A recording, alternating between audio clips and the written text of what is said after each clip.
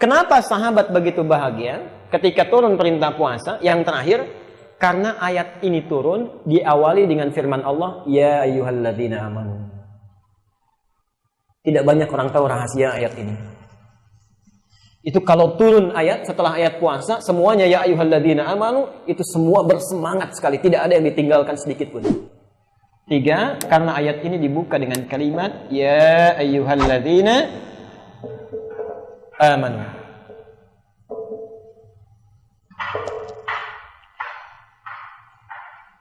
Bapak Ibu sekalian, perhatikan kalimatnya pembuka ini. Saya sebutkan dulu informasinya lalu saya tafsirkan singkatnya. Ya, ini terulang sebanyak 361 kali dalam Al-Quran. Ayyuha terulang sebanyak 150 kali dalam Al-Quran. Alladzina terulang sebanyak 1080 kali dalam Al-Quran.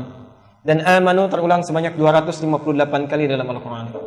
Perhatikan kalimat ini. Ya, ini dalam bahasa Arab disebut harfun nida. Huruf untuk menyeru, memanggil. Tapi bukan sekedar memanggil. Memanggil dengan 3 jarak yang berbeda. Memanggil dengan 3 jarak yang berbeda. 1, memanggil orang dengan jarak yang dekat. Misal, ada Ali di sini dekat dengan saya panggil Ali ke sini. Ya Ali ta'al. Pakai ya. Jelas ya?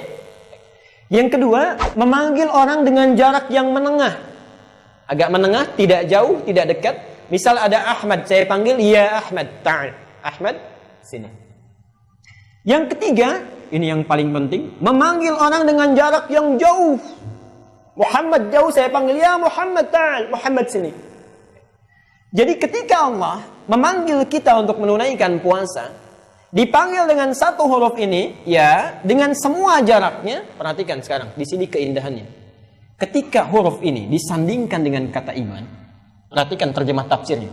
Disandingkan dengan kata iman, seolah-olah Allah memanggil dengan kalimat seperti ini. Hai orang-orang Islam yang telah beriman, aku tahu kadar keimanan kalian berbeda-beda. Ada yang imannya sangat kuat sehingga merasa dekat denganku. Orang yang kuat imannya dekat dengan Allah subhanallah. Perhatikan, kadang-kadang belum dipanggil pun sudah nunggu. Adzan zuhur misalnya jam berapa sekarang? 11.55 misal. Ada orang setengah 12, 11.30 sudah di masjid. Sudah nunggu. Dia tidak menunggu Allah panggil, sebelum dipanggil sudah datang. Ada orang yang menengah imannya. Biasa-biasa saja. Kalau ingin jamaah, tidak ya tidak. Ingin baca Quran, baca, tidak ya tidak. Ini menengah. Ada yang paling hebat yang terakhir. Jangan tanyakan bagaimana menunaikannya. Bahkan tidak ditunaikan dan jauh dari Allah dengan perilaku maksiatnya. Dia berlumur dosa, banyak bermaksiat sehingga merasa jauh dari Allah. Perhatikan, Allah tidak bedakan semua orang itu dipanggil dengan huruf yang sama. Hei orang-orang yang imannya dekat denganku, yang kuat merasa dekat denganku, datang sini tunaikan Ramadan, engkau akan semakin lebih dekat. Yang imannya menengah, silahkan datang tunaikan, engkau akan rasakan menjadi dekat denganku. Bahkan yang jauh sekalipun, aku janjikan ampunan kepadamu bahwa bila engkau mau bertobat di bulan Ramadan ini, sehingga menjadikan engkau lebih dekat denganku. Dipanggil tidak dibedakan orang kuat, iman menengah ataupun jauh. Inilah nanti buktinya kita akan lihat. Malam pertama Ramadan kita akan saksikan. Jangankan orang yang rajin ke masjid, yang tidak sholat pun bisa di saf pertama. Kita akan lihat. Karena Allah berikan karunia yang sama. Yang jarang baca Quran pun, begitu ada baca Quran, mushafnya paling besar. Itu bisa terjadi. Jadi semua diberikan kesempatan yang sama. Nah, kalau modalnya sudah sama, kita miliki, tidak juga dipergunakan dengan baik, dengan cara apa lagi? Allah mesti mengampuni dosa Bapak, Ibu, dan kita semuanya. Karena itu sebagai penutup segmen ini, buka hadisnya riwayat Mustadrak Al-Hakim Naisaburi, nomor hadis 7256.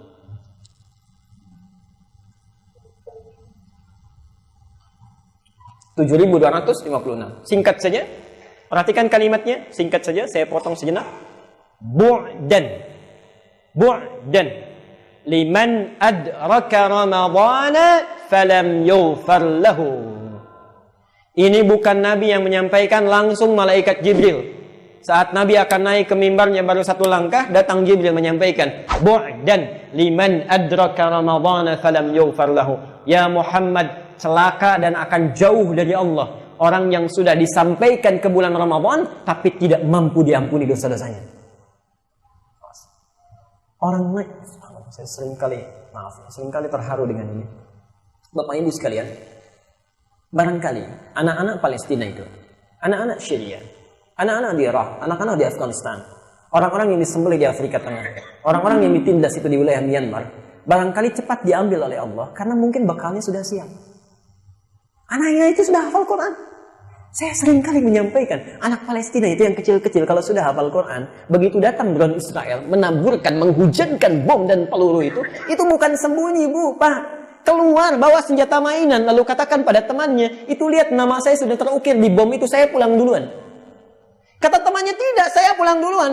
Karena anak ini sudah paham. Nabi menyampaikan ketika akan masuk surga, kita diminta baca Quran. Waqra warattil fa inna akhira qiraatika akhiru manzilatika. Baca Quranmu dengan tartil, akhir bacaanmu itulah tempat tinggalmu di surga.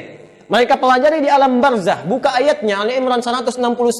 Bagaimana Allah memberikan kebaikan yang besar kepada mereka, bahkan dianggap meninggal tapi hidup di sisi Allah, diberikan rezeki. Sampai bahasa Qurannya, perhatikan. Wa yastabshiruna alladziina lam yalhaqu min khalfihim alla khaufun 'alaihim wa lahum yahzanun. Kalau mereka mampu akan pulang kepada keluarga yang ditinggalkan. Engkau jangan sedih, jangan nangis, jangan takut. Kalau bisa cepat ke sini, saya ini senang-senang di sini. Karena itu mereka kuat keluar karena sudah siap bekalnya. Kita barangkali dihidupkan sampai detik ini karena menurut Allah ada dosa yang tidak bisa diampuni kecuali sampai di Ramadan. Ada amal yang belum cukup untuk pulang kecuali dilipat gandakan di Ramadan. Jadi kalau orang lain diwafatkan, kita dihidupkan, sudah sampai, belum mampu juga tersentuh untuk mohon ampunan, diampuni oleh Allah. Kata Jibril, celaka orang itu, keterlaluan. Berapa lama lagi Ramadan yang dibutuhkan untuk sekadar kita kembali pada Allah? Belum tentu tahun depan kita dapat Ramadan.